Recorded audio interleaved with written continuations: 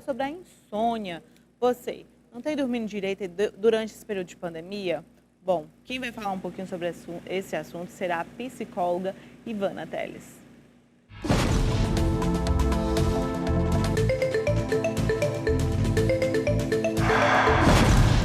Olá, eu me chamo Ivana Teles, sou psicóloga da Apvida e hoje eu tô aqui para conversar um pouquinho com você sobre a insônia nesse período de pandemia. Bom, uma dúvida que é muito comum é as pessoas perguntarem se nesse período é natural surgir a dificuldade para dormir e a alteração de sono. Bom, o que a gente tem percebido é que sim, é algo que realmente tem acontecido com uma frequência maior. Isso porque, querendo ou não, esse período ele gera um nível maior de estresse, de preocupações, de medos, inseguranças, enfim. E tudo isso acaba afetando o nosso sono. Isso porque nesse horário de dormir é um momento calmo, um momento tranquilo, é um momento que a gente não tem muito o que fazer, porque a gente vai dormir de fato. E aí, nesse momento é que começam a surgir diversos pensamentos relacionados a essas preocupações, esses medos, essas inseguranças, e isso se torna tão intenso, muitas vezes, que acaba alterando o sono, fazendo com que a pessoa tenha uma certa dificuldade de dormir e, às vezes, até acabe acordando várias vezes durante a noite. Bom, uma outra dúvida que é muito comum é: será que existe um tempo ideal de sono, uma quantidade de horas?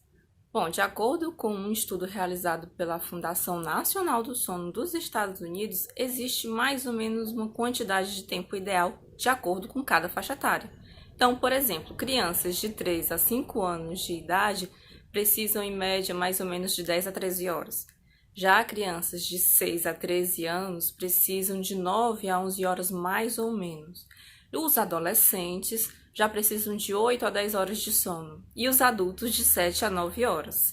Lembrando que é importante que exista também uma qualidade nesse sono, ou seja, não adianta que seja um sono em que a pessoa acorde constantemente ou seja envolvido por um horário desregulado em que não existe um padrão de sono, porque isso pode acabar afetando também. Uma outra dúvida que é muito comum sobre esse tema é saber quais as consequências de uma noite mal dormida. Bom, imagina que você não conseguiu dormir bem à noite. No dia seguinte você vai acordar bem cansado e até com uma certa facilidade para o estresse. E aí imagina só agora que está todo mundo em casa nessa pandemia. Bom, isso se torna um prato cheio para ter alterações de humor, como inclusive o aumento da irritabilidade. Então é algo comum que a gente vem percebendo nos últimos tempos. Isso porque existem situações no cotidiano que são estressoras, faz parte, é normal. Mas como você já está bem cansado devido a essa situação da insônia, isso acaba sendo um fortalecedor dessa irritabilidade. Então é uma das consequências a nível emocional que a gente percebe. Fora ela, existem também algumas alterações nas produções hormonais que ocorrem nesse período do sono, quando existe um sono de qualidade. Então, quando não existe, também nós perdemos alguns hormônios importantes aí, certo? Por isso é importante a gente ter uma boa qualidade de sono. Bom, e aí agora em casa você deve estar se perguntando: ok, mas e o que fazer com tudo isso? Como eu posso fazer para tentar driblar essa insônia? Bom, uma coisa que é muito importante é que exista uma rotina do sono, em que você vai ter um horário padrão para poder ir dormir. A gente sabe que quando existe um padrão, digamos assim, é como se nós estivéssemos acostumando o nosso corpo biologicamente. Imagina aquela pessoa, por exemplo, que meio-dia em ponto está almoçando e, quando não almoça nesse horário, o estômago começa a roncar, digamos assim. É o mesmo princípio para quem tem um horário padrão para dormir. O corpo já está acostumado e naturalmente naquele horário a pessoa começa a ter sono. A ideia é fazer essa construção quando existe uma rotina.